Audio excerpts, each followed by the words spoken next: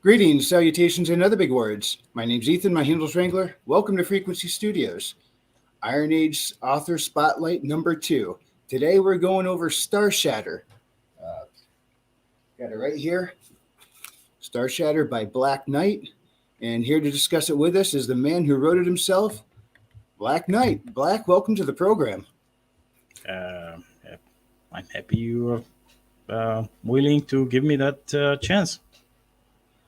Yeah, it's great to have you on. Starshatter, I enjoyed the heck out of it. I want to start this by quoting one line from your book. Bacon is freaking delicious. That right there shows how awesome this book's going to be. Uh, Black, what got you into writing? Um, well, I always loved storytelling. I loved reading, adventure books, and science fiction, and later fantasy. And I just fell in love in storytelling from an early age, and that's actually what drove me to uh, work and write my own stories. Mm-hmm. And because I always had perhaps uh, way too way too active imagination, um, I I learned how to put it in good use, and slowly, gradually, um, I wrote small stories, um, like very tiny scenes and conversations between different characters that I imagine. And this one thing led to another, and the day came when I envisioned this um, space opera universe, Mm-hmm. and decided to do the the much needed homework, like reading extra material, studying the history, because it was an alternate history universe, Starshatter. And so to create something, you have to learn what had happened already, um, and imagine something new. You have to have the good foundations. So yeah, it took me about, well, the world building alone took me about 10 years with the Yeah, research. I've noticed it's very expansive world you got. Is Starshatter your first novel?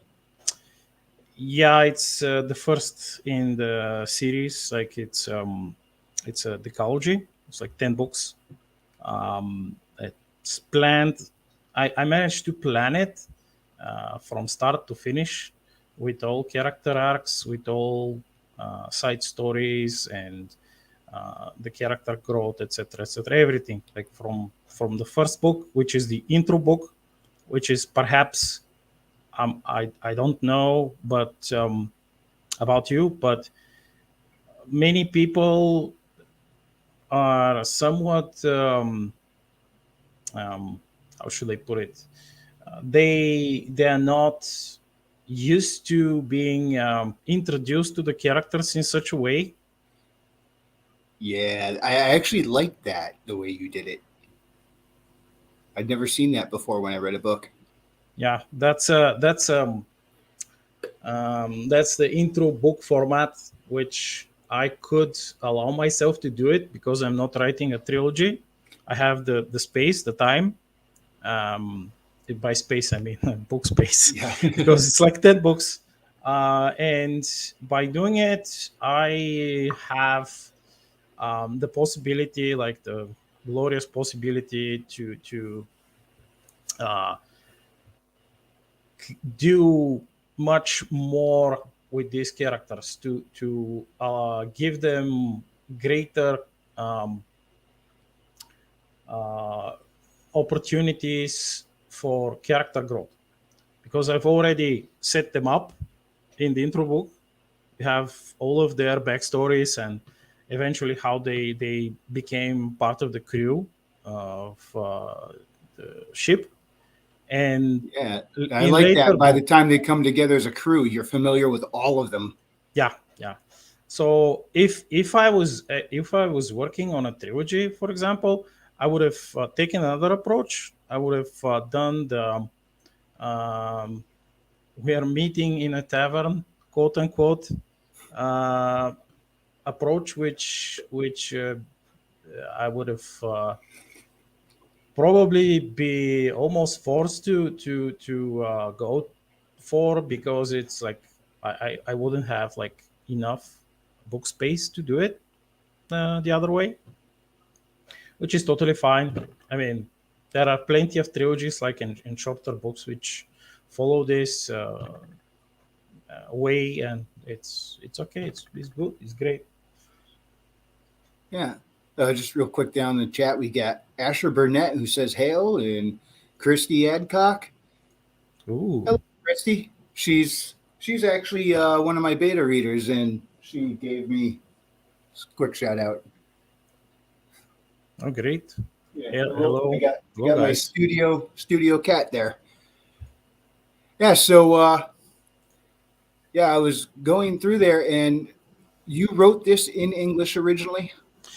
No, No, because I English is wrote. your third language, English correct? is my third language. Yes. I wrote most of the drafts originally in Bulgarian, Mm-hmm. and I had to translate them later, many years later, while I was basically teaching myself how to write in English. That wasn't easy. Yeah. So, but you did the translation yourself, right? Yes, yes. Yeah. It's so that's a lot of work. You had to write it twice. No, basically, yes. Yes, I did. That's amazing. Uh, I'm sure that there are others who have achieved more. So thank you.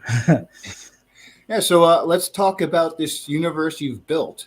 And you did mention alternate history. Like for example, I'm reading through and I saw the calendar years of like 1960 or 60s, whatever, and I'm like, I wasn't quite sure, to be honest. Is that Was this an alternate history, or was this a new calendar and it happened to be in the 1900s? But this is an Mm, alternate history, correct? yeah, it's a full-on alternate history. It's depending on what kind of what level of spoilers. I'm not going to Yeah, we'll like. get to I'm spoilers not. later. I'm not going to. But the thing which the first major alternate history event, which the reader will happen to read in the first book. It happens in 1969, where certain group visits, quote unquote, visits Earth Yeah. with a quite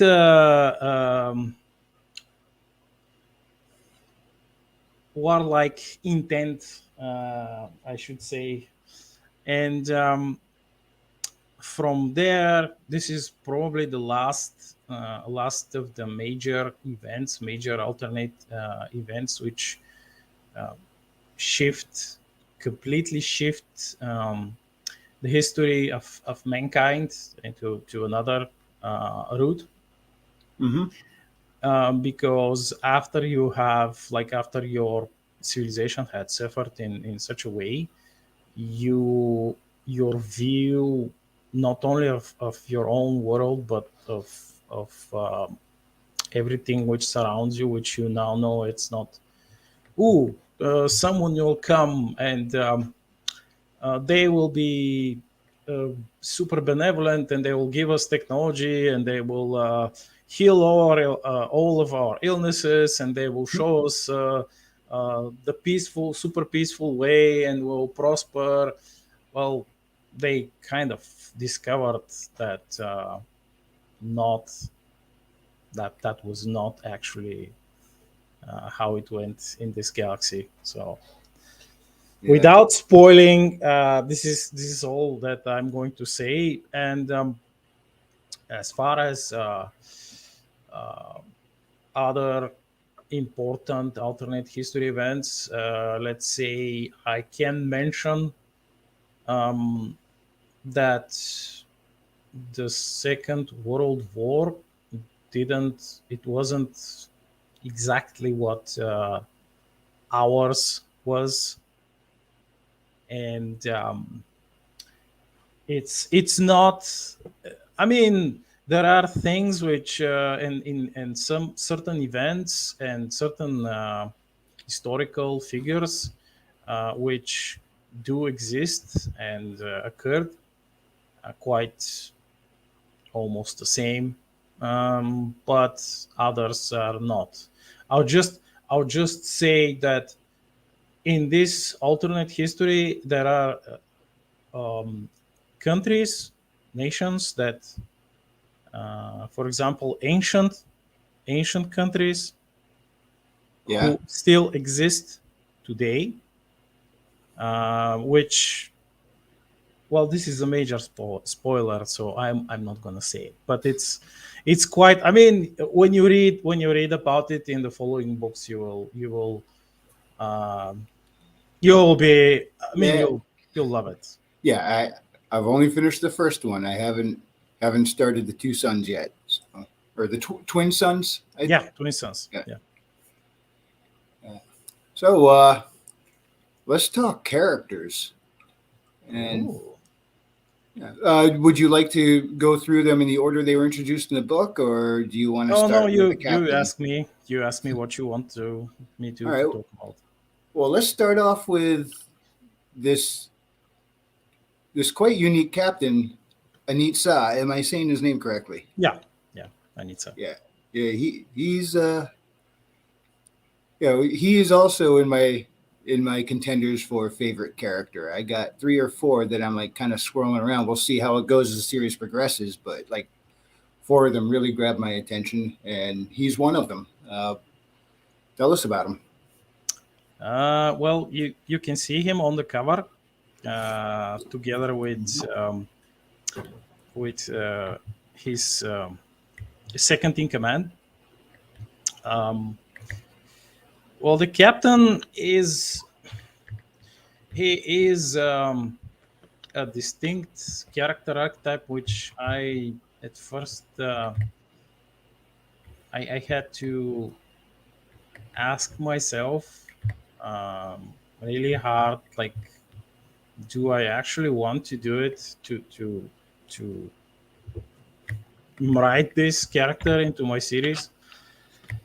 But he quickly grew on me, and by quickly, probably after the first page I wrote him, and it's is quite unique, and his little gray cells um, are some of the most spry, the spryest brain cells in frame space. So Well, he he is. has plenty of wit, that's for certain. Oh yeah, yeah. He's not. He is what I call the hidden hero, because he he's not outright um, shown how to the reader, um, how he achieved his level of skill. He doesn't have like a training montage, let's say, but but the reader is given hints that he spent plenty of time learning stuff, training how to do different things, um, and is not that type of roguish leader who who is there for the glory of it and the riches of it, even though he does um, pursue he does pursue these things. He's mostly in for the wholesome thrill of it all.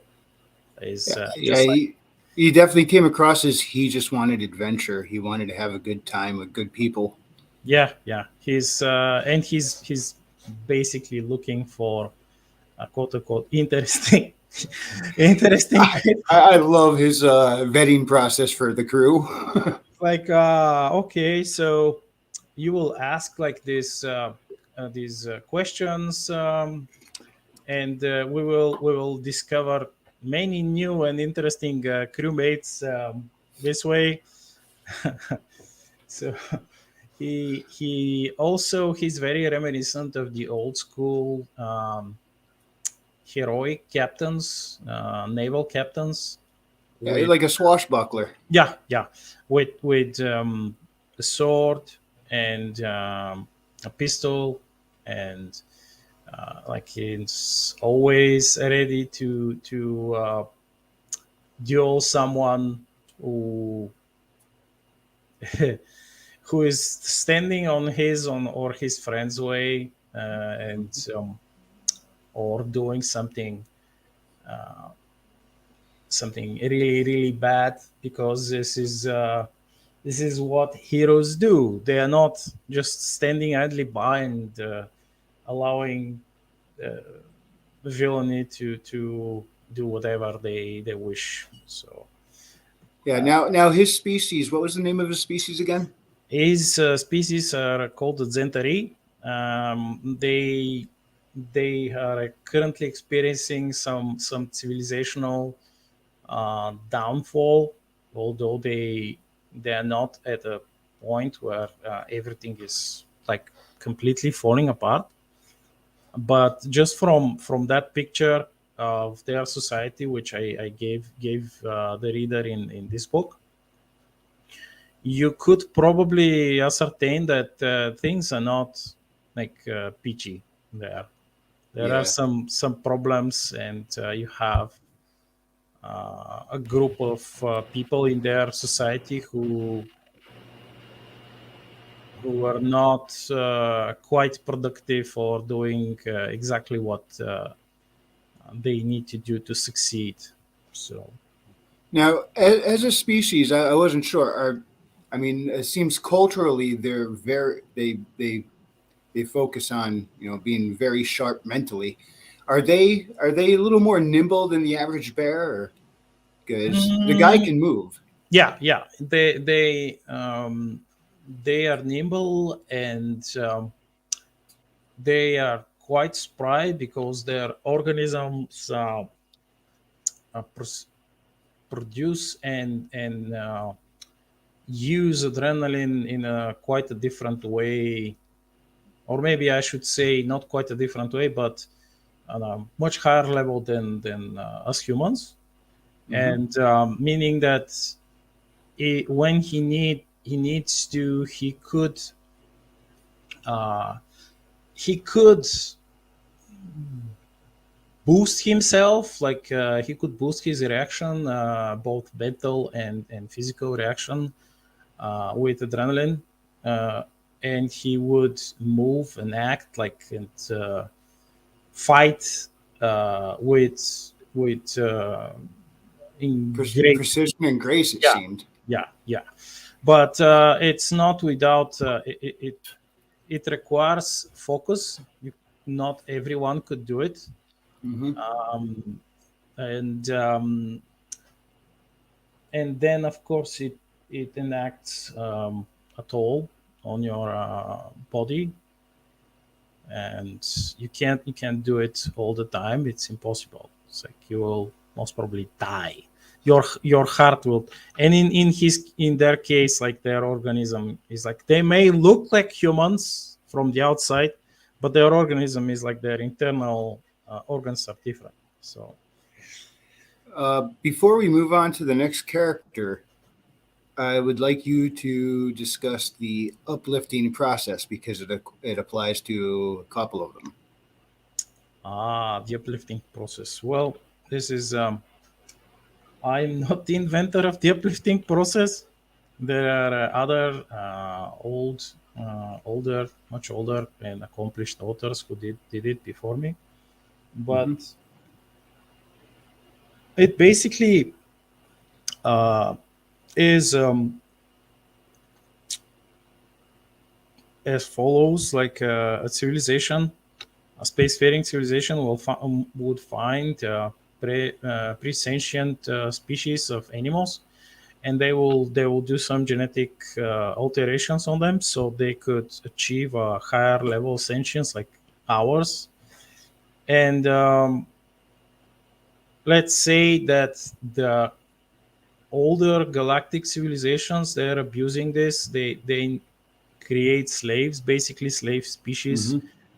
and they would find some like innocent animals, and they would morph them into slave soldier race.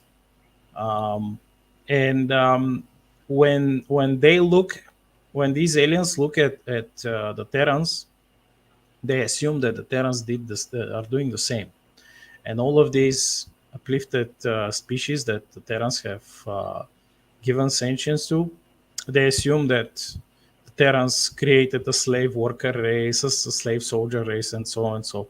But it's actually it's not what the Terrans did. Yeah, while And the other civilizations were making slaves, the Terrans were making friends. oh yeah, yeah. And this actually this different viewpoint and this sort of massive projection on the alien side, it results in some quite hilarious moments when they, especially when they see the hamsters, let's say, and they immediately assume that these creatures are like some disposable soldier species, and they assume that they have been given like some severe genetic augmentations to become deadly soldiers, which Mhm. which the hamsters did not. No. Now, in general, if I caught this correctly, the people that come from an uplifted species, they're referred to as clients, Yeah. and the species that did the uplifting process for them, they're referred to as the patrons. Yeah. Exactly. All right. Over in the chat, let's say hi to a few people. Hi, Hello. Logan. Logan Cryan. Aragmar Virillion. Black Knight. You know that Aragmar Virillion guy? Yeah, that's me. Yeah, that's you. All right. We got James Craig and TJ Marquise. Asher Burnett still here. Or Bernert. Sorry if I said that wrong. Yeah. So, all right. So uh, let's go to the captain's number one, Cat. Cat or Catherine. Yeah, she's yeah, uplifted from the uplifted gorilla species, and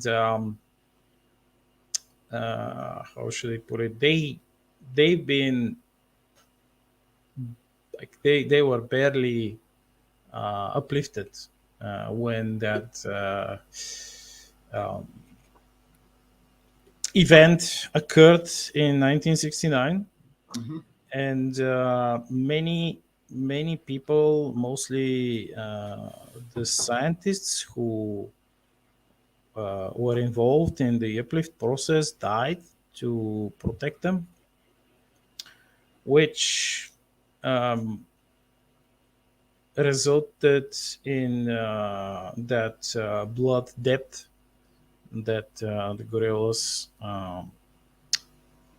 have towards humans. And it's how should I put it? To this day, every time when some of the older alien races meet them, they call them defective clans, um, and because the Terrans are considered barbarians, like it's not. It's because they don't create slave species, and they gave them freedom, and they the usual law that regulates uplift is if, for example, we've created the gorillas, we they would be practically our slaves for like thousands of years, about like Hmm. 20,000 years or something, before they would achieve some form of self governance. But Cat, she she has um, she has a cybernetic arm, which she uses in battle. And she's also a grenadier and a stormtrooper. She's a heavy soldier. But being a gorilla, of course, the gorillas are not slow. They are not sluggish. They are agile, and this is a terrible, brutal combination of strength, heavy firepower, and agility. And I she like how you made quickly. her operate outside her comfort zone a little. Oh yes, yes. That's a thing which the captain Anitsa, he the way of his the olden ways of his people, they no, this would be a spoiler, but he actually makes sure to bring out the best in others, in his allies, in his friends, and help them achieve their maximum potential. So this is why, let's say, he gave these ideas, when he spoke to Kat, and she decided to try them out, because otherwise she would have like assaulted like in that chapter she would have just simply assaulted, just like she was trained to do. Yeah, And yeah. charge in just like almost like a linebacker and clear the way. Oh yeah, yeah, and she has the weapons and skills to do it. So, and gorillas, especially someone like her, in most cases, they are quite peaceful. Um, they like crafts. They like to build stuff. They like to cook food, bake bread, and it's like baking bread is like a cultural thing for them. Yeah.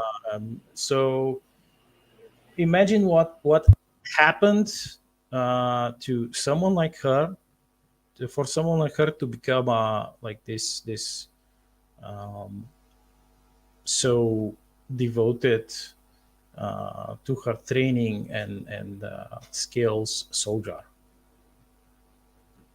because And in the much later to the books. Thazarian's dismay, she's Oh good yeah, at it. she's very good at it, and in the later books you will read about the main person who trained her, and of course meet with her family. And oh, the thing that I forgot to telling about the uplifted, especially on in Terran space, the uplifted, the clans, they usually have their own family, and they have a human adopted family which they chose, and they have their own parents and their human parents, which are their adoptive parents, because this is like, it's a tradition, so they could easily integrate it, become part of the Terran society. Yeah. So Cat, of course, has like some of the usual um,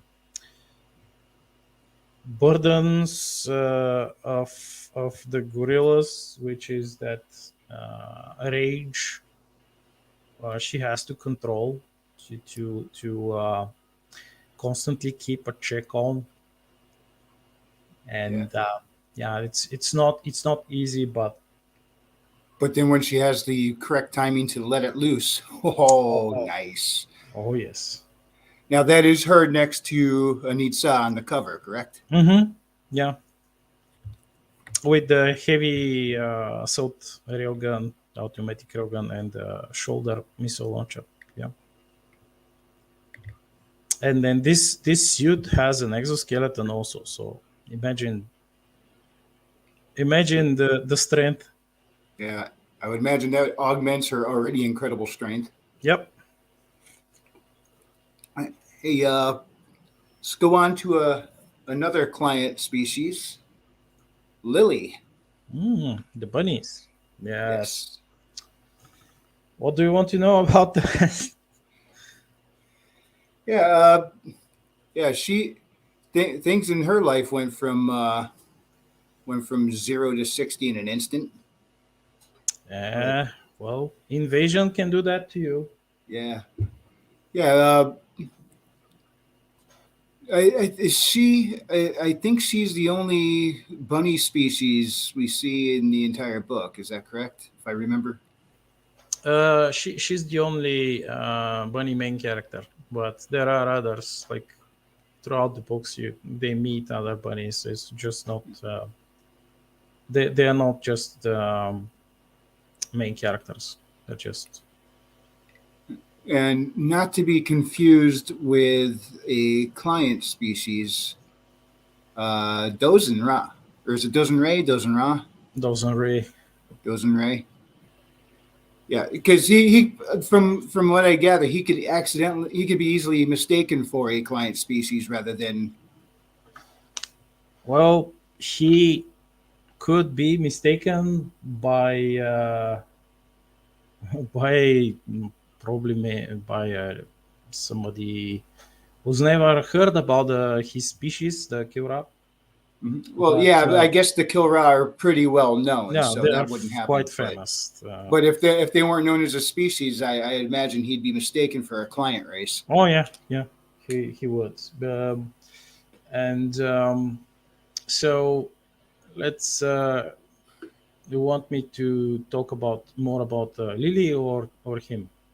Let's go on about Lily first, and we'll get Oh, to okay. Dozen Ra. Right. So the Lily, her character, or Lily or Liliana, her character is the um, farmer peasant hero archetype, which Mm-hmm. is one of the most widely used in fiction, and it's a bit different because she's a Terran, and as you already know, the Terran children, they receive extra schooling and survival training, because especially those who live on the borders, the border colonies, because it's a much more dangerous environment. And her people, they do not have like great love for warfare, and from the three uplifted client races that the Terrans uplifted, the bunnies are perhaps like the most peaceful, and they usually go into so business, shopkeeping, farming, of course, which is really natural for them, and very rarely you could see someone who chose the path of a warrior or a soldier, like Lily, Mm-hmm. for example. And in almost all of these cases, like something terrible happened, like in her case, and they devote the rest of their life to making sure that others will not suffer like them, and if possible. Um, and so you know that she's almost like the flagship character of the book, because the very first chapter begins with her, and she's, And you made us feel for her right away. oh yeah, yeah, and she's the weakest of all of them. um, and this puts her in a place where she can't do like outright, she can't achieve like heroic feats which others would. The very fact that she managed to survive, no, I'm not going to go into spoiler Yeah. territories, but she constantly learns and um, is being taught by the rest of the crew, and they kind of take her under their wing, so to speak, and teach her different things. That's not the case that she's without skills. I mean, she's Oh, a clearly she has farmer. skills. Yeah, she's a farmer. She knows some like computer systems and stuff. Like this is a what she was actually doing as a civilian, as a normal person who's living there, no colonist. Um, uh, but later, oh boy, oh boy, when she trains and gets additional equipment and stuff, ah, really, She does not waste her power ups. She uses them well. oh yes. Uh, and about Dawson, his people, they are quite unique in this part of space. By saying this, I mean that they are one of the few truly benevolent alien species, and they don't go around and help everyone. They help only those who are willing to help themselves. If they meet a civilization which is happily like serving under some overlord, or they have accepted and embraced their slavery, and the Kiora will just like fly by and just leave them. Yeah. They will only fight and die to liberate those who are willing to fight for their freedom. And as such, there, if you remember how he introduced himself when he went to that tiny colony, it's like the normal races who are not part of the core galactic slavers and like anyone like that, they have a true reverence for the Kiora. They it's not like they worship them, but they have great respect for them and Hmm. their sacrifices. And sometimes, like ordinary people, are willing to die because they know that certain Kiora, they live up to 350 plus years, and they're How long? you 350, Oh, 350. 350, and they realize that by giving their life, that Kiora will live longer, and he or she would help many thousands of people. So this is like some people would do that. And our character, Dawson, is a morale officer, is part of the Terran morale office, the corps, morale officer corps, which their duty is to help. um, lead soldiers and inspire them and counter enemy propaganda and lift uplift the spirits of everyone, so they wouldn't succumb to depression and become weaker because of Well, that. the guy So, just bleeds inspiration, you know? oh boy, that's just the beginning. This is like one of my readers said. This is Dozan on easy mode. This is Dozan on easy mode, actually. When you read the second book, Twin Sons of Karola, Yeah. especially in the end, you will you will see him do probably what a lot of others, many other Terran moral officers wanted to do, but he was the first who did it. I'm not gonna spoil it, but this is something which he is awarded a medal for. It's not something that the Terrans easily do. They're not just like the North Korean communist generals with the thousands of medals from their neck to their to their knees. No, no, no, no. Um, and if you remember, the people actually arm the moral officers. They're not like they don't have um, their organization. The organization actually gives them the training, and they may give them jobs like different tasks um, after their teacher taught them, their mentor taught them. But the organization will not give them weapons or anything else. The weapons are provided by the people. And if you remember that scene where he had his sword and his gun, his pistol. Hmm. This is quite iconic for all Terran morale officers, no matter where they come from.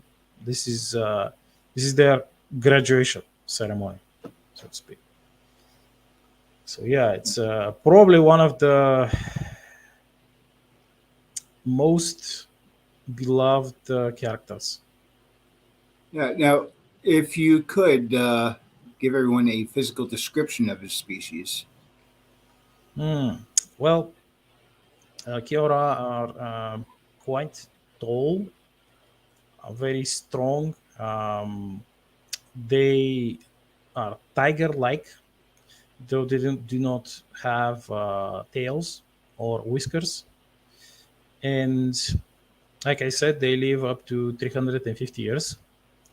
And they are famed for their wisdom and their physical prowess. And of course, they are also famed for helping and protecting those who deserve it. And they have like very short fur, very short fur, and it's different for each subspecies of Kiora. The colors are different. So we'll probably be meeting a few more of those as the series progresses. Well, yes. I want. I don't want to spoil this. Fair enough. You will see. This is there is another character also very uh, quite quite interesting, and because Dawson is a young Kiora and this other Kiora is very old. You'll see when you get to that. I look Let me forward to it. see. Okay. Would you would you like to go into the spacers? Ooh, the spacers. Well, the spacers are quite unique. They are a group of like different groups of humans, mostly most and larger group, like the most widely known and larger group of spacers are they are Russians, different Russian families, which after the Second World War and the devastation that everyone suffered, probably Russia was one of the most affected uh, countries, and they were driven to look for other possibilities for economical growth and such. And so when in like in the early 50s, like the space exploration began, these were the first people, well, not only Russians but mostly they were the first people who went out in space on smaller explorational vessels of exploration, and they mapped different wormholes, scanned and explored planets, and it was in this huge and quite dangerous area of the galaxy. It's called fringe space, which is where all of the books are taking place, like all the adventures are set in there. And they found um, terrible anomalies. They discovered derelict ships filled with ghosts, monsters. They found destroyed civilizations which destroyed themselves with weapons of mass destruction or artificial intelligence. They found a lot of things, and this is why, let's say, the character of Vasilisa, who is the spacer character in the books, she strongly dislikes artificial intelligence, because she's an explorer, and her family they have visited and mapped like many worlds which destroyed themselves. The civilization destroyed themselves because they yearn to have like a lot of AIs, so they could control all of their production, let's say, all of their military defensive capabilities and such. And of course, it because they were going going at it the wrong way. They were these civilizations, they destroyed themselves. And basically, what the spacers are doing, they are either mapping different hyperspace routes or wormholes, looking for habitable planets, exploring them, or looking for derelict spaceships or stations, and acquiring old technologies. Um, in most of the cases, they are traders. They are what it in space is called haulers, because they hold cargo. And they make sure that these tiny colonies on the border, each of them, each of these colonies, they have good trade routes between each other, so they can support themselves better. They have like access to the goods and production capabilities from a nearby larger colony, so they can grow. And of course, in many cases, the spacers are also acting as corsairs. So they are attacking slavers. They are looting their ships and such. So it's one of the, and their culture is, it's like they have their own distinct culture. They have specific music which is called Navi pop, which is an electronic and slash traditional music with traditional motifs. Um, if let's say this is like a Russian spacer family, they would so some of them would compose this, and this is used, this is listened to when it helps them navigate through hyperspace. it gives them focus when they are listening to this music. It's not just some music. So yeah, and they have specific iconography. They love painting um, scenes of their adventures, like their achievements on their spacesuits and their ships, which gives them a rather unique look, I should say. Yeah. And perhaps we can from there talk about her other half, who is half human, half Aryan, I believe. Yeah, yeah. It's if you remember from the old UFO stories, if you watched some of these documentaries about the tall blonde aliens who Yep. come to Earth from the Pleiades or Sirius, I forgot. And it's in this universe. It's they came um, very well, not that early, but early. They visited. They had like um, great relations with humans. They mingled, and Well, by his it's existence, the two species are clearly compatible.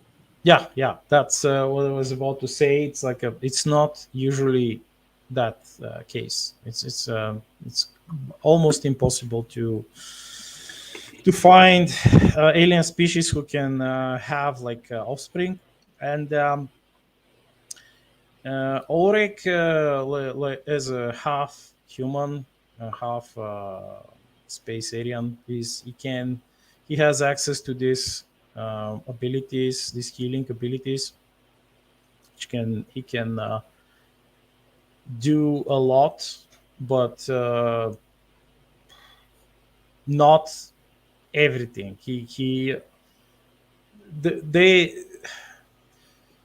there are people who in this universe who assume that the half Aryans are like the original Aryans, that they are exactly the same, but it's not so because they have a huge limit on their powers.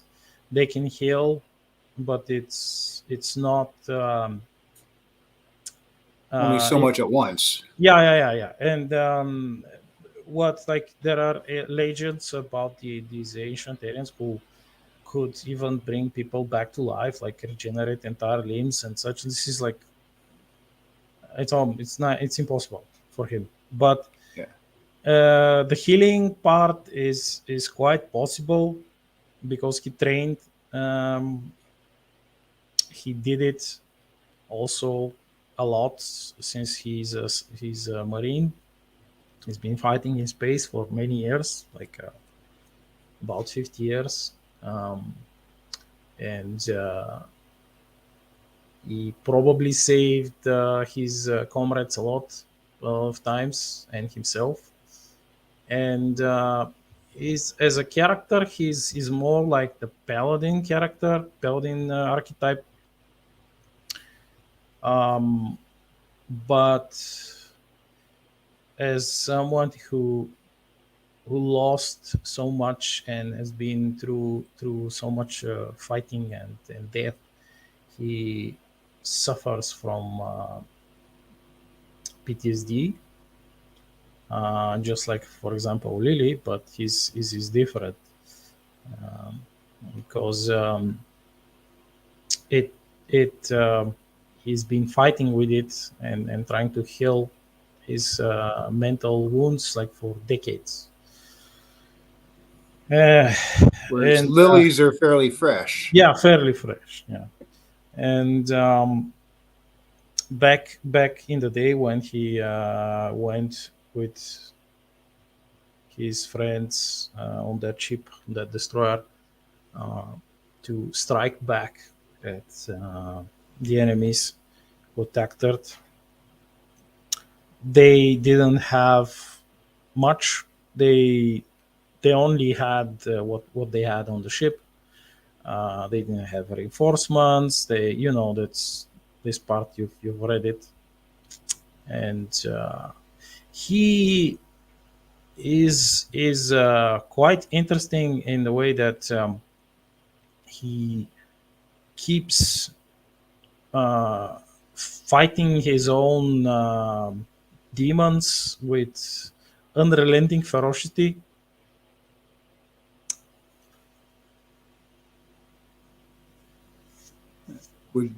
Would you like to talk about the big guy next?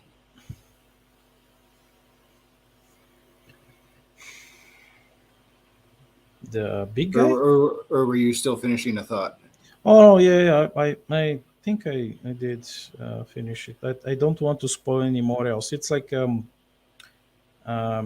I could go into more detail and say let's say that there are other um, tribes of people who were directly engaged with the space aliens. Like you have the Magi, the Nubians in Egypt, Mhm. who are also descendants, and they have this blood. And then you have people in China, in Japan, in India, um, in the Nordic countries, in even in Australia. Like you have different people.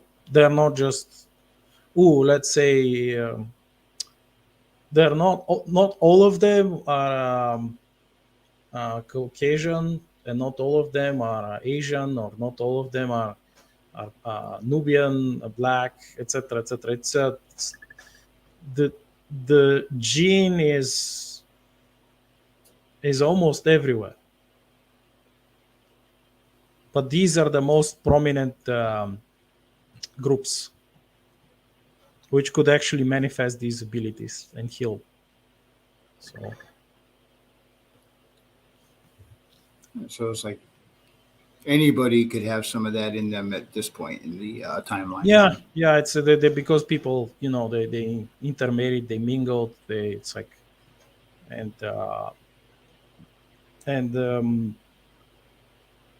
migration of the Indo Aryan tribes, nations across the world. Like they kind of seeded that, they seeded it everywhere. So, and even before that, it was pretty much everywhere. So you yeah, can say you that. said 10 years to world build, and yeah, you've got a lot in there and more. Oh yeah. So I should talk about Brunner next. About what? Brunner. Yes, please. Oh, so what do you want me to say about him? It's um, is this is the result of let's say few years of extra research and the things that I learned about giants, because to us he's a giant. But Hmm. when he goes back to his dimension, when he goes back to Asgard, he's not a giant. There are other giants there who are bigger than him, bigger than his people. So that's a thing which people should realize, that when when he's here, we call his people, these guardians, we call them giants. Hmm. But if we go to his dimension, his universe, then he will no longer be giant. There will be, Is he just of average size, or yeah, he's a bit taller for his race, and as you know, his parents were kind of um, quite demanding. They expected things which were impossible because of his condition, and that actually drove Which him I don't away. think you've quite expanded on that in No, no, Starshatter. that's Will an. you? You will Uh, in futures, oh yes, I yes, believe. yes. Sweet, I because that was curious, and of course that's the idea. yeah, it worked. And he's someone who is actually like a self-made man. He had to teach himself new things which were not traditional for his culture. And as you know, he became an engineer. He also uh, trained to become a pilot of mechs, Hmm. battle mechs. Um, and also he learned the earth ways of boxing. Yeah, and when we get into spoiler discussion, I got a question about that I didn't Okay, quite okay, understand. I don't want to bring it up yet okay. because And yeah, is that the his people are the reason why Terran ships, Terran spaceships are built a bit bigger, so you could accommodate them.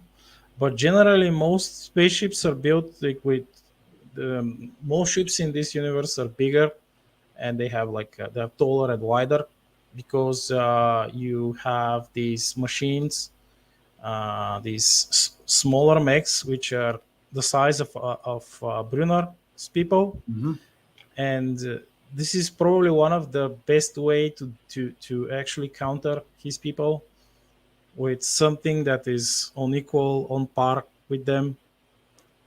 And there are like theories that this technology, there's like the entire mech tech is was envisioned and designed and created to counter his people or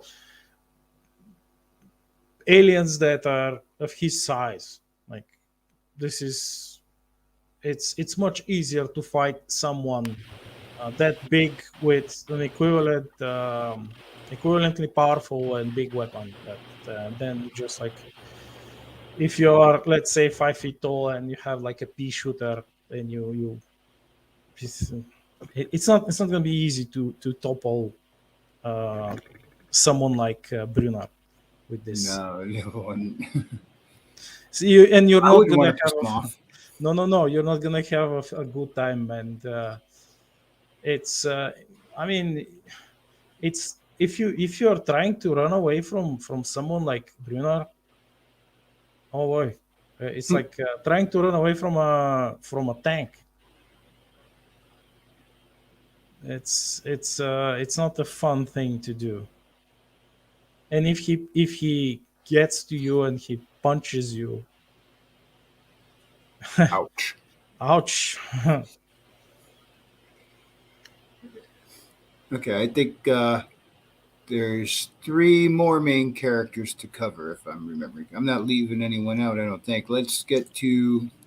Oh, I just went blank on his name. He grew up in the mines and developed, tapped into his mental abilities. Oh, Boris. Yeah, Yes, Boris. yeah, Boris. Oh, Boris is a telepath, and he had the unfortune being captured and sold as a slave. He worked in mine digging uranium, and he should have, like by all accounts, he should have died there.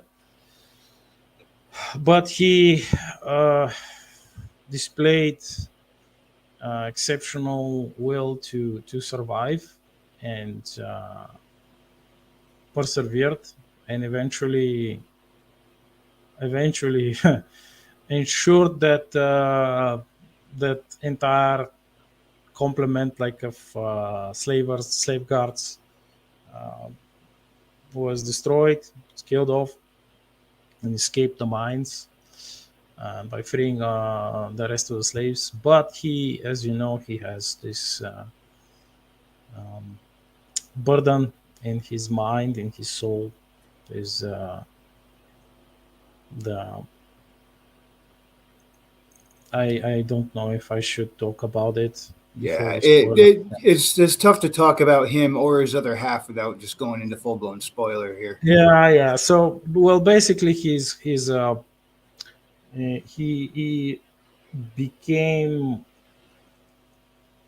a detective out of out of necessity to survive, uh, to be able to exploit the slavers and their criminal connections, their criminal enterprise. And this is what mainly helped him survive there and eventually organize his escape. Plus, he found a way to train his telepathic abilities against all odds. And this is in most cases, Terrans don't fall into they don't get captured and sold into slavery, especially the modern Terrans. They are more likely to kill themselves instead of being captured. Which seemed like was his plan Yeah, until they unexpectedly all got knocked yeah, out, hit with knockout gas, and he woke up already too late to do that. yep. So Plan B, revenge. Oh yes, and he was lucky, by the way, because in most cases the slaves get chipped or they get mind shackled by a telepath, and then you have like you're totally screwed. Yeah, You're just a piece of flesh that obeys. you're a biological robot at that Yeah, point, yeah, yeah, yeah, zombie. yeah, yeah. You just obey.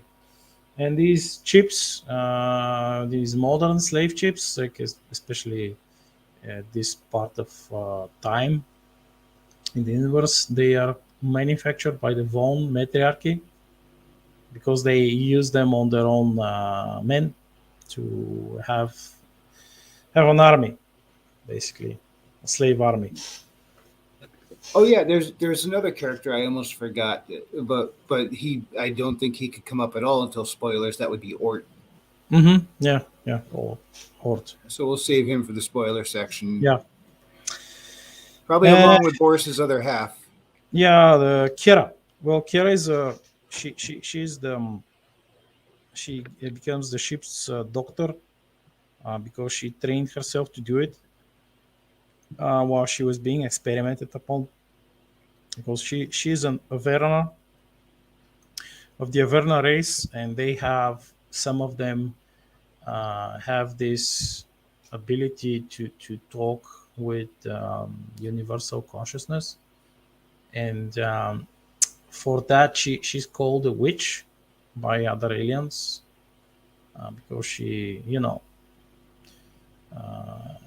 has access to certain wisdoms, etc., etc. And But their not only species that. sounds like they're just beautiful people, Oh yes, they are, visually. and that's their tragedy. That's the tragedy of it.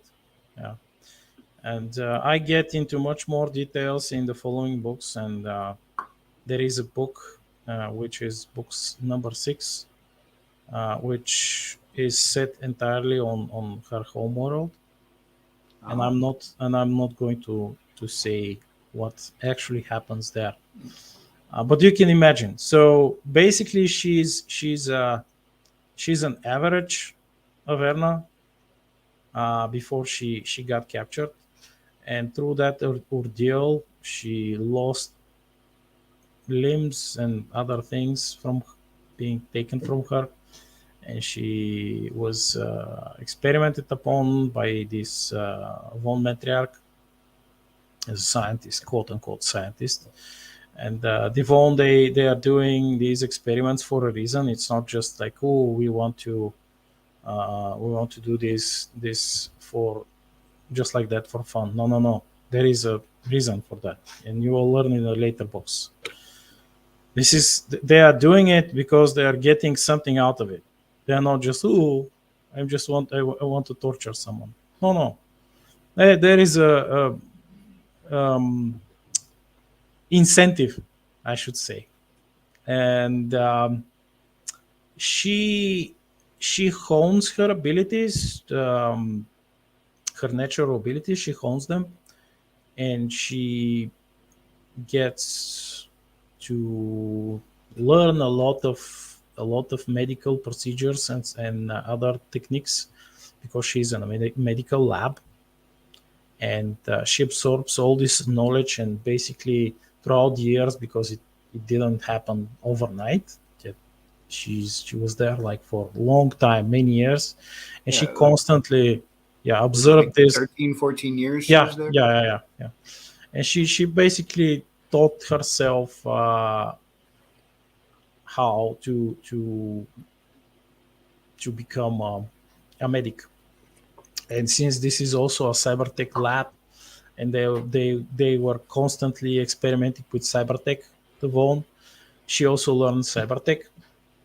So when the time came and they brought Ort to do more experiments, like on a different species, because they are constantly doing these experiments, she saw she used the chance, and this was an opportunity for her to try and escape. And then something else happened, but Yeah. that's spoiler territory. All right. So before we get into spoilers, there's one last guy we got to talk about. This guy lives up to his namesake. Tell us about Awesome. Ooh, yes. Well, Awesome is just a small hamster, uplifted hamster. Is He has mastery over his chosen field as being a starfighter pilot, Mm-hmm.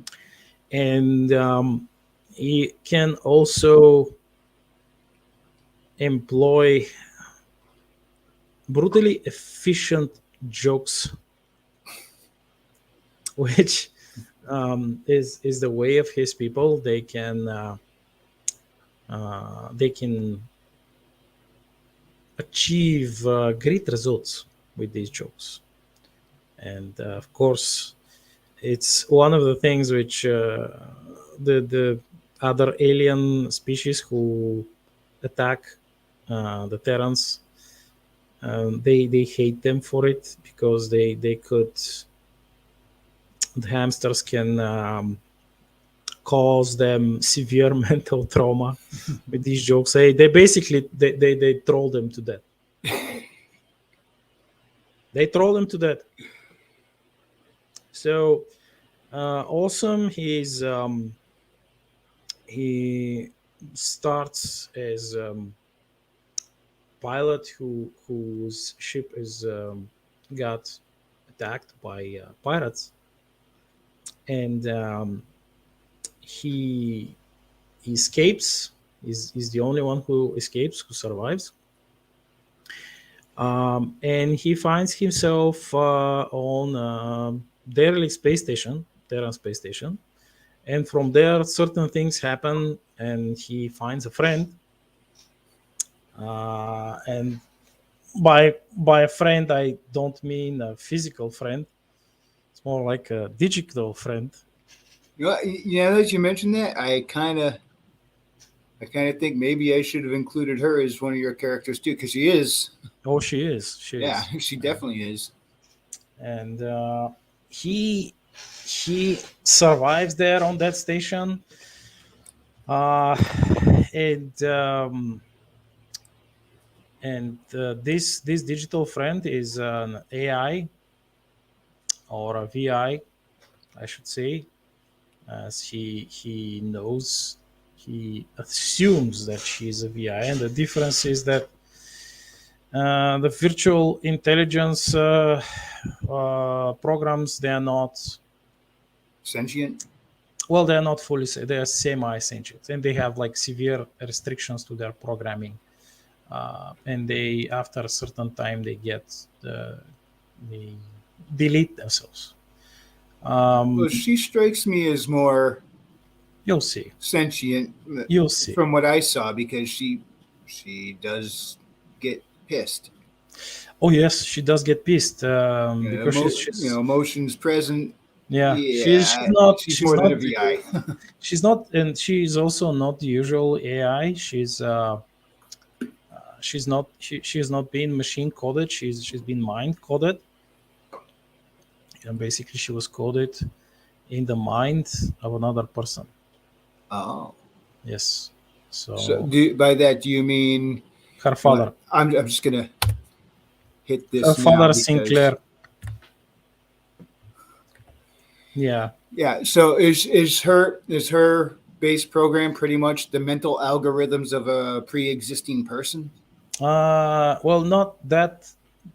Well, yes, she has his entire memories, like everything, and she's capable of feelings.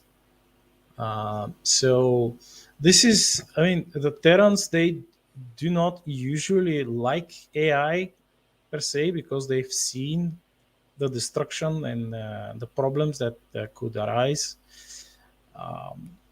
And this is a brand new way of doing things for them, and they experimented with this, especially Sinclair. Like he experimented with this on a very distant station in the middle of nowhere. So if something happened, they wouldn't be like spreading it around. And there is also that different thing that they found, certain obelisk computer core alien, if I remember, which the Tazarans took with them, and it vanished later. But yes, Alice is quite a different type of an AI, and she's capable of great emotional range. And the most important thing is compassion, um, in which she can relate to her human father and like the rest of humanity, the Terrans.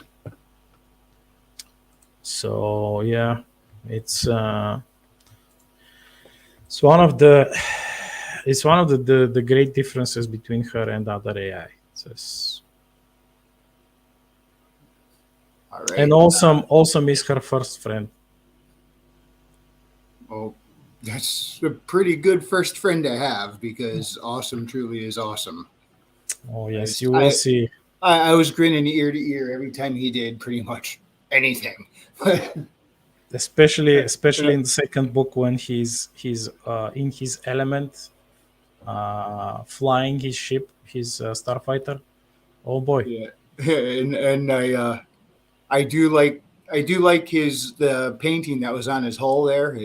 I was just trying to find it. I had bookmarked it at some point. I was going to share it on screen, but I couldn't quite find it. But Um, when you described it, when you showed the picture, it's him doing this. But when you mhm. described it in the book, I thought he was flagging a double bird instead. He on the ship, like on the top um, part of the ship. Yeah. There is like painting of him flagging the boat. Okay, But so I did read that right. yes, yes, yes. Oh, okay. It's just not in the we did not include it in the original drawing of the ship because it was commissioned for a child. The original image was commissioned for a child. That's why we didn't Yeah. include it. Yeah. Okay. Yeah. You know what? That makes more sense. It's like, for the public show, you want to see the thumbs up, but in the book where the grit is happening, Yeah, and I mean, this was commissioned for a little girl, so it yeah, yeah, wasn't. you don't want to put a double No, no, bird no, for a no, kid. no, no, no. So yeah, that's the thing about the different characters without and mostly without any extra spoilers. So now it's time for spoilers. Yes, sir. Shall we start with Ort? Ah, well, Ort, Because how he becomes who he is kind of a spoiler in itself. That's why I was saving him for here. yeah, yeah, he is he was the body was a mind wiped Akita Inu, like one of these very cute Japanese dogs. But initially, the Terrans have this initiative to this program to bring a group of dogs to modify them and to um, create. It's not to uplift them generally, but make them very close to that. And Just they, enhance. yeah, just enhance them, and they only enhance the dogs that are willing. They use the telepaths to do it. Like the telepaths ask the dogs if they're willing, and like most dogs are willing. They're like, "Yay, fun! I'm gonna." And it's like um, this is dogs are intelligent. They have the intelligence of a small child, and the humans, the Terrans, they make sure not to abuse that. So Mm-hmm. they ask them, they tell them, okay, so we're going to do this and this. We'll give you this genetic augmentation. We'll make you bigger. We'll make you stronger, faster. We'll give you this implant, this stuff, like so you can run faster, jump higher. Your teeth will be metal, like your bones will be metal. You'll be almost like the Wolverine, what they did to the Wolverine without the super healing stuff and Yeah, like I was wondering about that because it's like this dog. He's unusual size. I was actually wondering if he was like a Great Dane or something. He was so no, big. no, no, no. He's Akita, Oh, and Akita. yeah, They're and gorgeous dogs to begin with. Do they need any enhancements? They're pretty rough as they go. They're pretty well, capable. it's you Well, I mean, to in bite metal, he needs yeah, enhancements. Yeah, to but white metal you need enhancements, and he's the mind which Kiara transfers into him after she uses like the machines in the lab, in the cybernetic lab, to give the dog like the brain, the dog brain, the ability to accept this mind, which is from a higher sentient being. yes, She a had to gentleman modify named it. Ort, Yeah, yeah, who yeah. He's he himself was a child for what was left of his yeah. He consciousness, was right? well. They are all like it's like all Von men. They are uh, when they're cloned, when they're created, they're given this slave control chip, and you're basically locked inside your mind, and you're forced to obey your body is forced to obey the orders, and basically you're given a weapon. You're outfitted with like all sorts of gear, and you're sent to kill or like And all these poor guys, their whole existence is like a living hell, yes, just it's a living nightmare. stuck inside this body that you do not command. You don't have command, and you're just witnessing all of these horrors and these atrocities that your body commits without being able to stop it. And most of them, they go crazy, and if the chip malfunctions, they kill themselves because they can't. It's like it's impossible. Which So for many imagine. of them who still have any form of coherency, that's almost their goal at this point. Yes, yes, yes. And later, I because each character has their own distinct story arc. Later, I go into much greater detail, and it's probably one of the best story arcs in the series. But he was lucky that he actually um, Kiera was there in the first place, and she could use her her abilities to touch his mind, and he was probably one of the soldiers which had how should I put it, the most unbroken mind, the most cohesive mind. Yeah, because he wasn't fully. He still had a lot of um, Coherency, yeah, lucidity, I yeah, guess. yeah. He wasn't fully lost. Like he wasn't. He still had some control of his own man. He wasn't fully mad.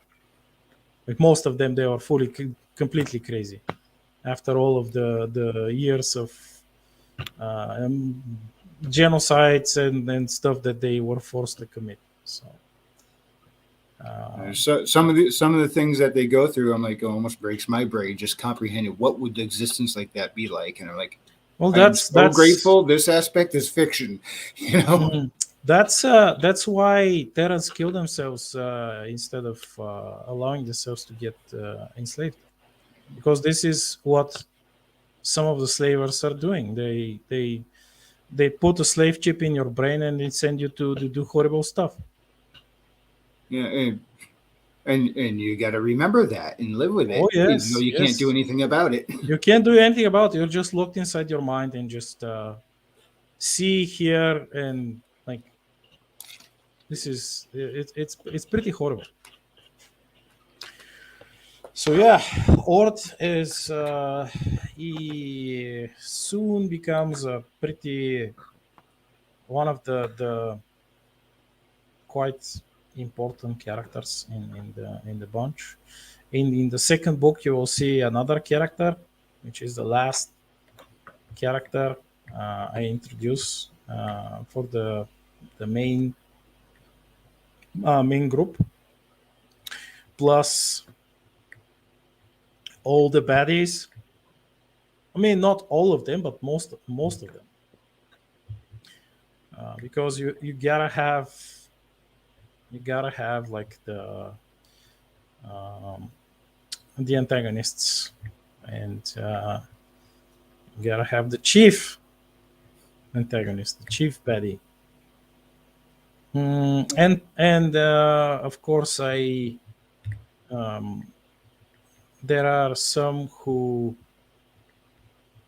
survive in this book, Yeah. and they later join the group of baddies, like that Tazaran captain who ran away from Alric, if you remember.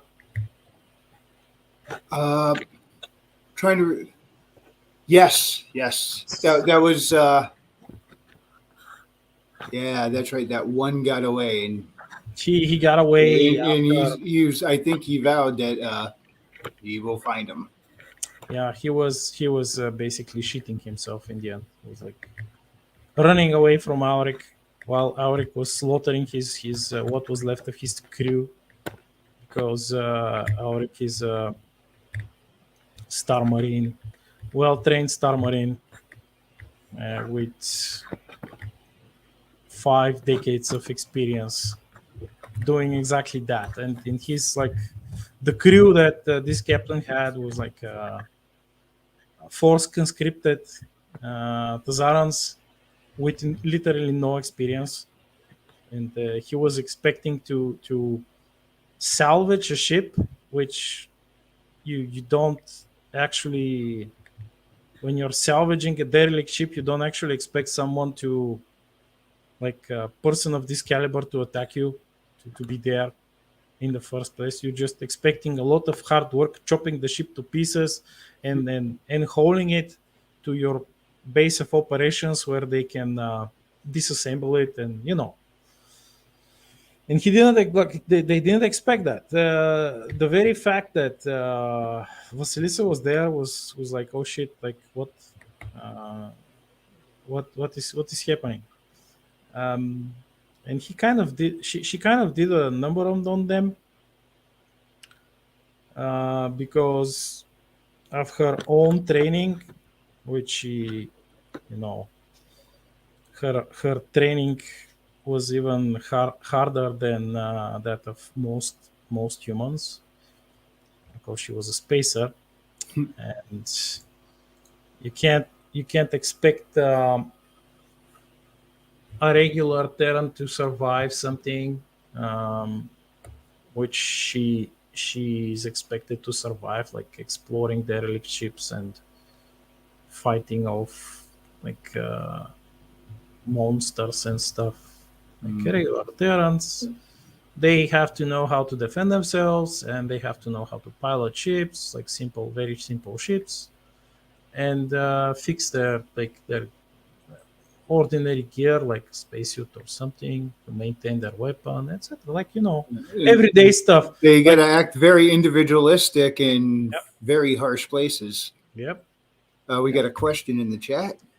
Philip Barajas, if I think I'm saying it right. Not being too aware of this book, can I ask what inspired you to write it? I know we kind of went over that at the beginning, but a quick little refresher for him. You just joined. Well, it's not just one book; it's a full series of 10 books, of which 7 are out. I'm working on the eighth, and eventually all 10 will be published. Well, what inspired me? Well, mainly the whole idea of having this really, really aspirational universe, which is not an utopia, but where humanity is not just this um, typical Hollywood. Oh, we are all humans. We are bad. We are evil capitalists, scum lords. We enslave everyone. We oppress everyone. We're destroying the nature. We're killing this and that. We're ruining everything. It's just like, even in our reality, this is not true. This is just the skewed view of these. Um, Of our culture and our world. yeah. It's this is most humans are not like that even here. That's Yeah. and probably this is the main thought behind creating this entire universe, is that what would happen if this occurs, and what would be the repercussions, and how it will change humanity, how the future of humanity will be transformed, and then if you add this ancient thing, let's say we have ancient Egypt. It's not vanished. Egypt is here. It's still here. So how will the international relations change if you have this old civilization which is still around, and it still has like the old knowledge and maybe some archaeotech left from the Atlantean times, and then when you add the different aspects, like uh, these energy beings, the good and the bad energy beings, and like the bad are the unlife stuff, which you will read later a lot more about, and they are the opposite of the those who can command, like the half-Aryan humans, who can command this healing energy, this life energy. They are the opposite. The unlife are the opposite of them. They are created in death. They are created in destruction. They are. Also, over in the chat, a drink with crazy says good morning. Oh, good morning. And And Kiko Man says, show you, show me. I read that backwards. Show me, show you, Kiko Man. Black Knight. Woo! Oh, hello guys.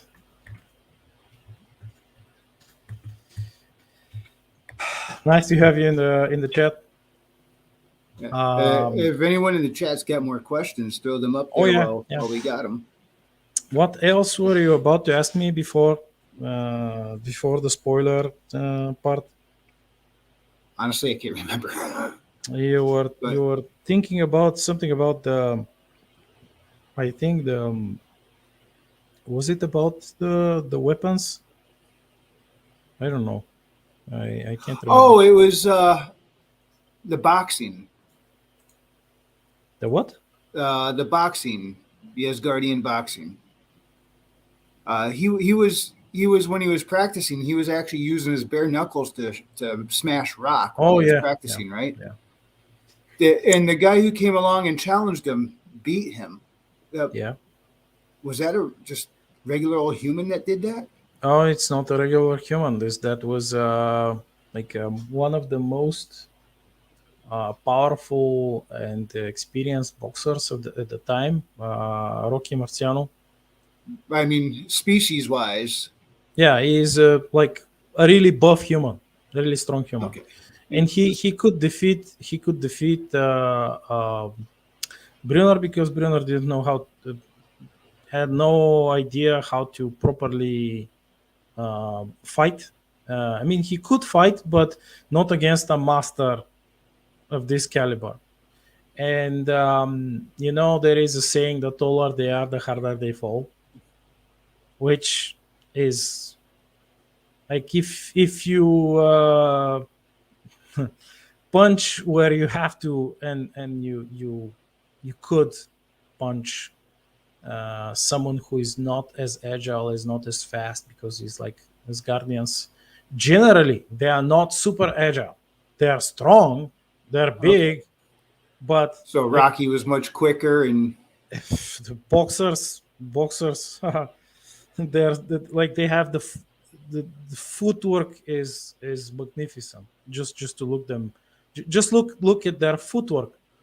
This is it's probably Brunner attempted to punch him, but he was so slow because he never trained proper boxing. He was just so he punching. didn't get that instinct to anticipate them where they're gonna be rather than where they are.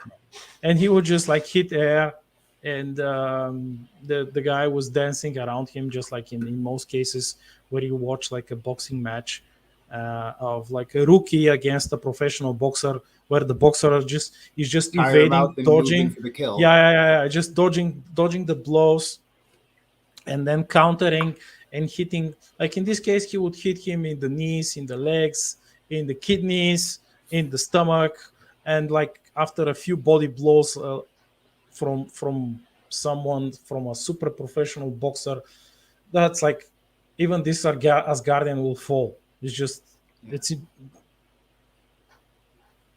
inevitable. Okay, now I understand that, because I also think while I was reading it in my mind, I kind of oversized them a bit too. Yeah. It's let's say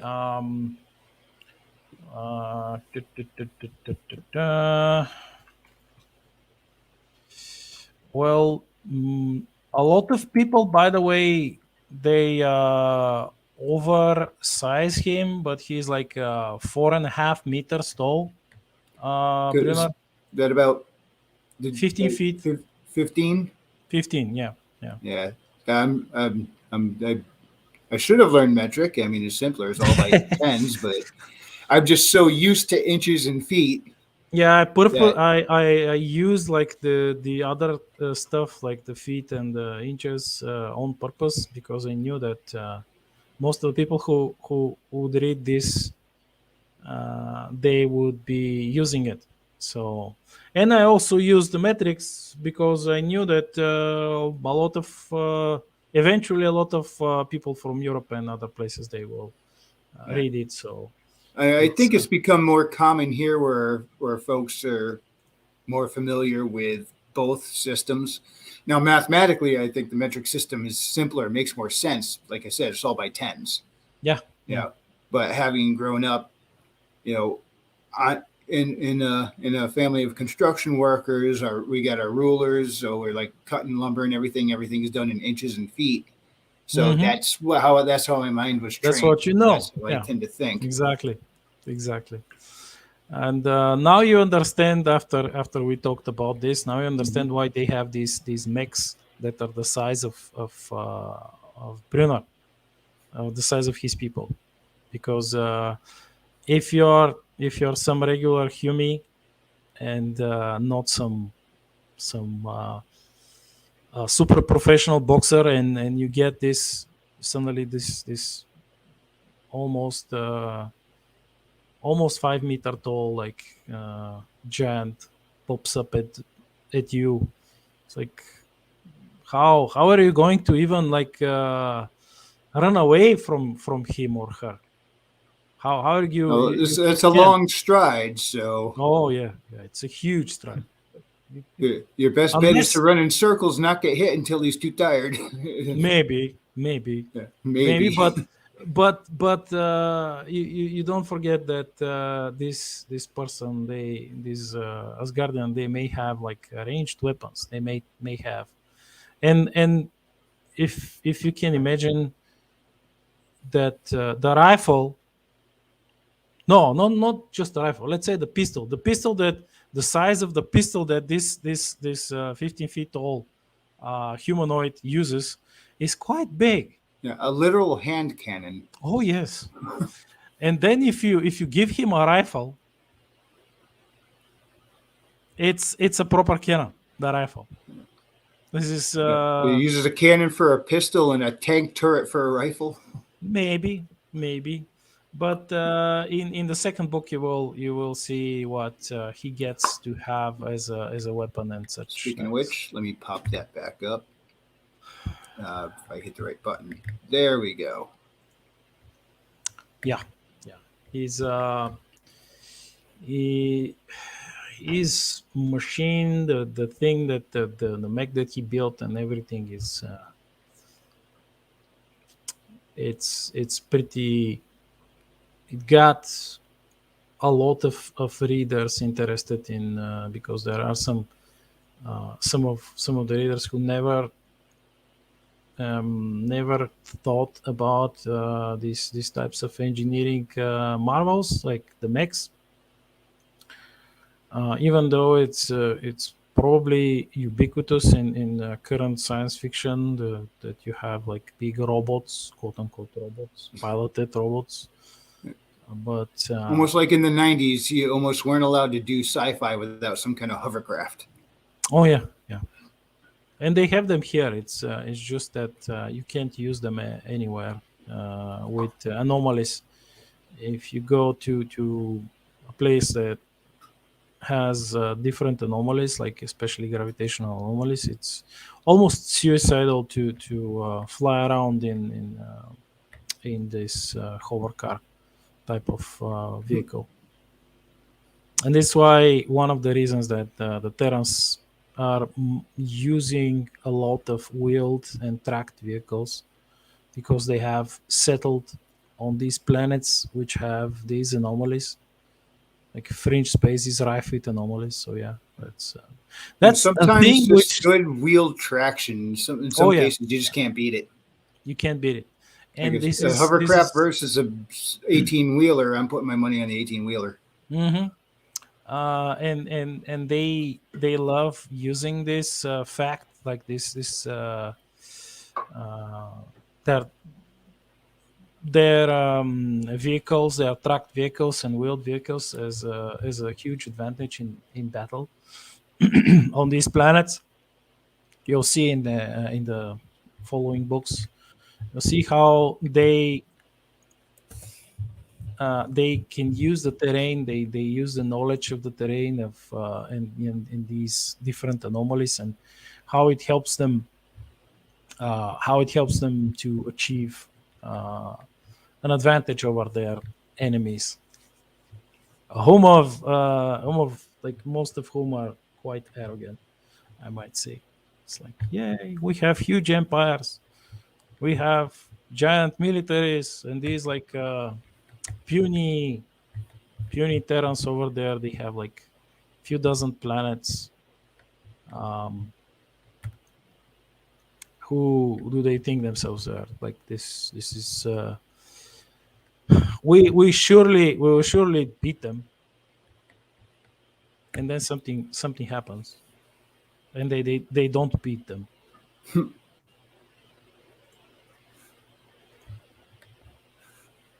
Yeah. You got seven in this series on the Mhm. shelves now. 8 is in the works. Yeah, number 8 is in the works. So the 7 books are like the first one is titled just Starshatter. This is the intro book.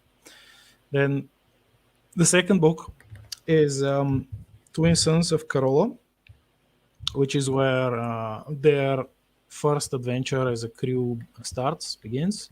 Mhm. And then you have the third book, which is Threads of Vengeance. Is It's a continuation of one of the most important character arcs. Um, then it's yeah, they are arranged in the proper way. So yeah, you can see the first one is Starshatter, the second one is Twin Stars of Carola. The third one is Threads of Vengeance. The fourth one is Von Braun's Gambit, which is not set on an alien world, but is set on Earth, because they have to come back. They have to return for various reasons. Sometime Mostly, you got to visit your roots. oh no, it's mostly because they come back because of what happens to Brunner. But let's not go there. And then after the all of the commotion and everything which they had to do on Earth is finished, is done. They go on another adventure, which is they visit a planet called Lotoria, which is the fifth book, Secrets of Lotoria. And this is probably it was the my regular readers love this book a lot. They it's because of the entire setup there, and the thing that I managed to pull off is almost like a science fantasy setup, because they went on that planet and they had to not use their regular gear Mhm. because of because the planet was really backwards, and it wasn't they didn't have any space age tech. And if you use a way too powerful weapon, you would kill innocent people if you miss a shot. Gotcha. Yeah, so I'm not gonna say anymore. It's really this is it's a book which I invested a lot of research so I could be able to write it. And the final liberation, book number 6, is it's set on Averna, the planet of Averna, where it's like Kiera's homeworld. They actually go there, and it's also like set up in the previous books, because Boris used his growing influence and did some sending of committing of assets there, so that the soil was ready for an an operation, a military operation later in the future. Mhm. And this is what happens is probably after they said that the Secrets of Lutoria was their favorite book. Like my readers loved this the most. And after this entire adventure is over, they kind of go back again to recuperate and prepare for something else, which is it's the captain's main story arc. It's called, the seventh book is called Princess of the Stars.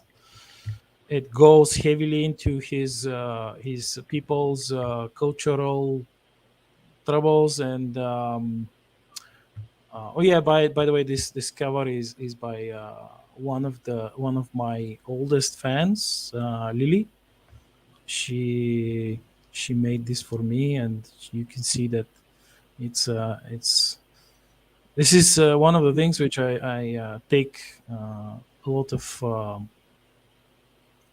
joy from. It's the entire indie feel of it, because it's a beautiful cover. It's made by a good friend and a fan, and a person who loves all the characters. So this is I'm really proud of this.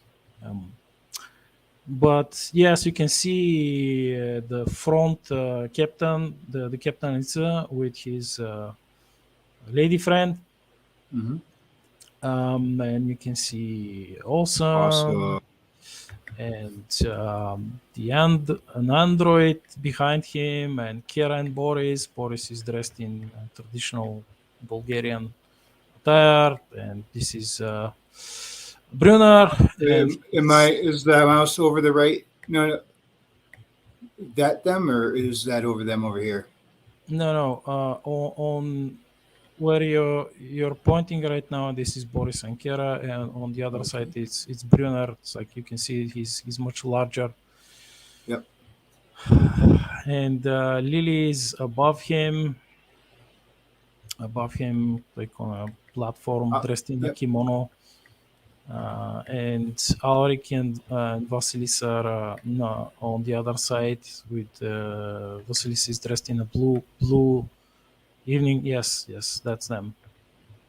Um, and yeah, it's this book. It took me about 2 years, and I was working on other things too. I published a collection of short stories, an anthology, which is technically my eighth book.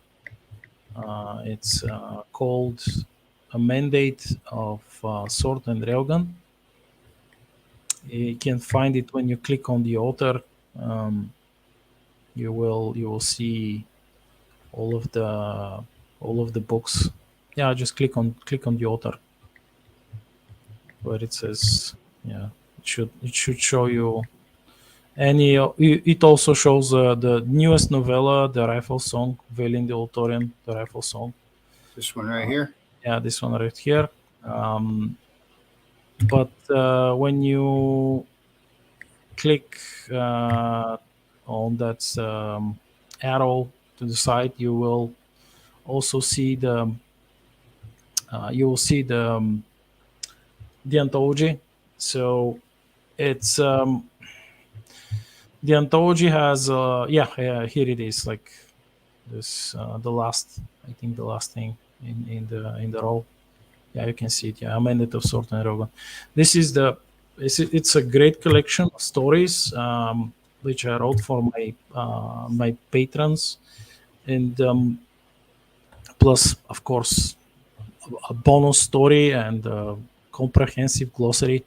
And it's probably one of my bestsellers,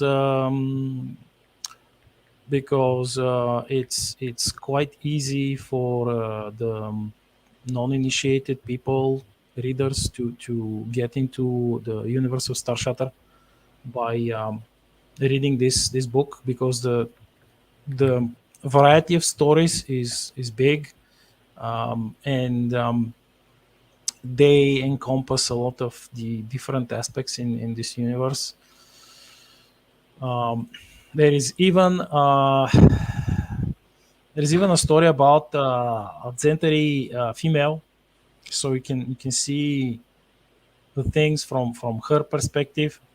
Um, not just the man, which is it's needed to have these various perspectives, so Yeah. we can.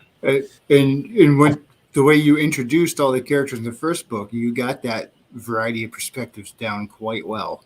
Oh yeah, that's the that's one of the goals. Um, I may have not pulled it off so perfectly, but I did achieve some of it, which was why I could later add more and more and more in the following books, because I had this base, this foundation of their each of the characters, their own backstory and everything. I like that we went on an adventure with each individual character before they mostly came together. So when you did, it's like it's already a big team up happening because you kind of got invested in each one before you saw them group up. Oh yes. What did you think about the way they met in the end? That was fun. I'll be honest. Yep, I still got the spoilers thing up there. I actually felt a little bad for the head bounty hunter there. He took a job. He That went in was there. It's like deliberate. let's keep this peaceful. We don't want to cause problems. We just want to do our job. And then his employees, he hired idiots, so that still falls on him. Got him killed. Yeah, yeah. That's It's like he was the one antagonist that you didn't hate, and he got wasted. I'm like, oh, he was like, guys, come on, don't do it, no. And I mean, this he is this need. is this is one of the things which you'll see throughout the series, that yeah, you have bad guys, you have bad gals, but not all of them are exactly the same.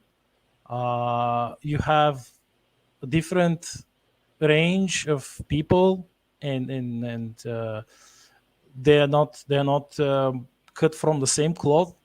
And you have, starting from probably from the first chapter, where you had like poorly trained Tazaran soldiers, forcefully conscripted, who are who were basically, they were space troopers. They were trained to fight in space. They were wearing bulky spacesuits, and some idiot threw them in the jungle. They said, "Yeah, conquer that planet." This is like some noble idiot who is like probably inbred. He's like, "Yeah, I'm the greatest genius ever." Just like that time I sent those people in scuba gear to check out the Antarctic. Yeah, yeah. That's and then you have people like this mercenary who is actually, he's not stupid. He knows stuff. He knows how to command stuff, but he's given command a group of people who are reckless, and he tries to do the right thing, and not get killed, but they kind of screw him over because they're idiots, and they're way too reckless. And then you have uh, very competent and intelligent um, leaders, um, who have of course, they have their own motivations, and of course they're still evil, because I don't do the thing. I was like, oh, I'm going to this. He or she was just misunderstood. They were oppressed by the system, and that's why they became a mass murdering maniac, and that's blah blah blah. No, no, no. It's not. No, this type of Hollywood bullshit. I'm not doing it. So if Yeah. you read about any of the villains, any of the baddies, you get clear understanding who they are, what their goals are, uh, and you know that they're bad. It's like No, I mean, there is some of them no. might be just mustache twirling bad guys, but they got there for a reason, and you Yeah, do reflect that they weren't just born like I'm a bad guy. How can I be diabolical today? no, no, no, no. And you have like in the second book, when you get into introduced to the main antagonist, you clearly get where he's coming from and what his goals are, and why exactly he has these goals. Like what I'm sorry, what moved him to get to this place, to get to this stage. And of course you have you learn more about the different petty empires or groups, a lot more about them. You learn about their culture, you learn about their beliefs, you learn about their history, because they're not just all of them some cartoon villains, Yeah, because you need cartoon villains. Of course, you need all types of villains. You need them for um, the diversity of villainry. Just like you need all kind of heroic archetypes, you need to have the same opposed views. very true. Or else it just gets stale. Yeah. All right, so I'm gonna wrap this up in a minute here. Billy Bob Sack said, "By the way, I hate how YouTube search works. I put your name in and it didn't pop up. I had to put Star Shatter for it to show." Well, glad you found it. But I mean, also, let's face it, this particular channel name Wrangler, there's James Wrangler, Jeep Wrangler. There's probably a million Wranglers out there. But yeah, if future reference, if you're trying to find this channel in the search, Wrangler 212 will make it pop right away. Nice. But yeah, sometimes trying to find something on YouTube could be a real pain in the butt. All right, so we got your work all over Amazon. Oops, wrong button. Anywhere else people can find it, or is this primarily where you are? Yeah, it's primarily where I am. I have plans for a lot more things, many more books. I have the drafts and everything. It just takes time to it's especially when you're an indie.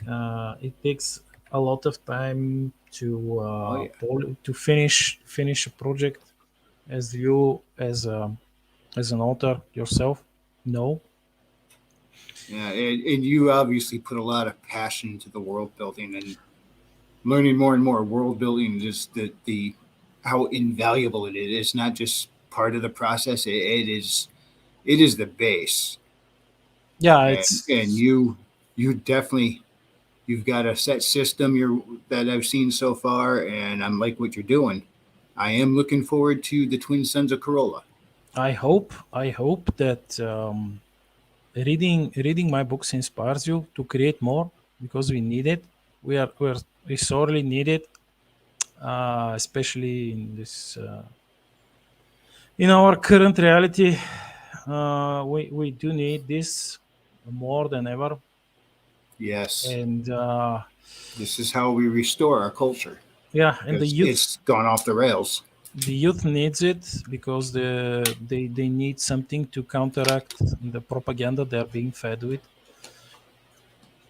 And I really believe that with the offset of the Iron Age um, movement, we can finally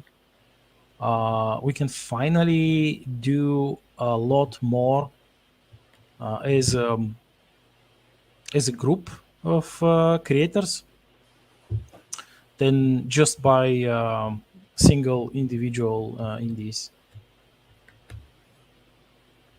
Actually, I put the link to Starshatter itself in the description, but let me Let me copy this link to the series itself and drop that right in the chat.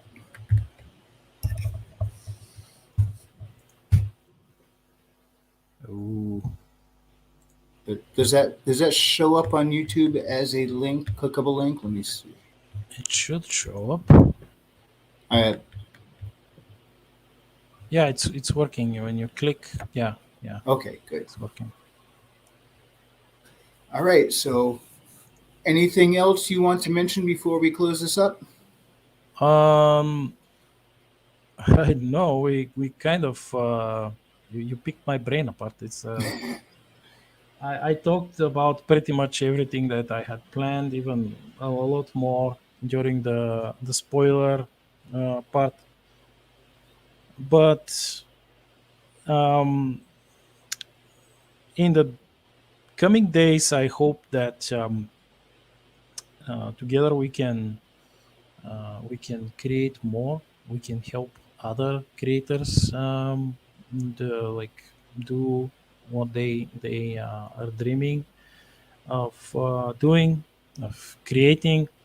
It would be very foolish if we don't. Um, and no matter what they're making, just like for example, let's say Shad with his new comic series Oh, and I his can't wait for new that to come out. space opera series, which I see from after watching some of his videos that a lot of the things which he's planning on doing, I have already wrote about them in my own Oh yeah. series. Well, we It's I similar, noticed reading yeah. through things we have a lot of common threads. Yes, Like yes. I look at some of your characters, it reminds me of some of mine and how their characters were. One of your characters, his abilities were hampered, and then he overcame. I'm like, I kind of got similar systems. So Yeah, yeah. that's The big difference is you. I think you got wormholes and warp existing in your universe, and mine does not. yeah, But it's I mean, other that's than that, is like the same similar concepts, different personalities. yep, basically. So yeah, it's this is our goal, and I hope that the more indies come into the light and are revealed to the readers and other people who like, let's say, comics or animation or games, maybe indie games, etc., etc. Like Oh, yeah. they will. I know it's well known now, but I have this, which Oh yeah, yeah, Team Cherry is an indie studio. I yeah. this blew up big, but I am a sucker for the search action platforms, the Metroidvanias. Nice. So yeah, it's doesn't matter the medium which we indies are creating. It Like Till matters Kid, that. he makes some really cool music. Oh yes, yes, and he is one of my friends, close friends, and he made a song which is about it's called the Guns of MS Starshatter. I It's you can find it on YouTube and his page. gotta check So it out. yeah, it's I've been promoting him and many others, including of course my good friend Neutron Borg, who makes the new covers for my books. Um, it's this is for me. This is a natural thing to do because I like when others succeed. I and one of the things which I hate the most is this um, the crabs in a bucket Yeah, situation, which I've seen it on many so-called writers groups. and it's sad Forum. because it's like they don't even realize they're doing it. Yeah, yeah, yeah. And some are doing it out of spite because they Yeah. have realized that they will never succeed. They don't have the drive to improve themselves and to change, so they can succeed. And they have giant egos, and this is what drives them to sabotage others and basically constantly gaslight others into staying exactly where they are and not progressing, just inside But this, inside the, like, staying on the bottom of this bucket. yeah. But It's disgusting. that's the purpose of this channel. And if you're watching this on Wrangler or Frequency, that's what I'm doing, is trying to find other creators, prop them up, let their stuff be known. And thank you so much for being here. That's a huge part of it. And it sounds like you're doing a lot of the same, promoting other authors, promoting other creators, rebuilding our culture that's been ripped apart from the inside out by the corporate establishment that just seems to want to clunk everything down into one weird sameness, almost Borg like. Oh yes, exactly.